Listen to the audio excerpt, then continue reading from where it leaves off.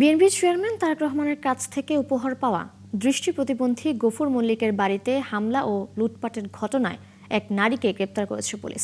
শুক্রবার সন্ধ্যায় পাচুরিয়া ইউনিয়নের খোলাবাড়িয়া গ্রামে এই ঘটনা ঘটে। রাজবাড়ী সদর থানার ভারপ্রাপ্ত কর্মকর্তা খন্দকার জিয়াউর রহমান জানান, অভিযোগের ভিত্তিতে মামলা রেকর্ড করা হয়েছে এবং ঘটনার সঙ্গে জড়িত সন্দেহে এক নারীকে গ্রেপ্তার করেছে পুলিশ। ভুক্তভোগীরা জানান, দৃষ্টি প্রতিবন্ধী গফুর মল্লিক দীর্ঘদিন বাসে ও ট্রেনে নাড়ু বিক্রি করে জীবিকা নির্বাহ করে আসছেন।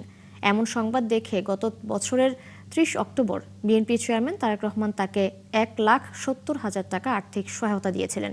শুক্রবার সন্ধ্যার পর একদল দুর্বৃত্ত দেশীয় অস্ত্র নিয়ে তার বাড়িতে অতর্কিত হামলা চালিয়ে বসতঘর ভাঙচুর ও নগদ ৫৫,০০০ টাকা লুট করে।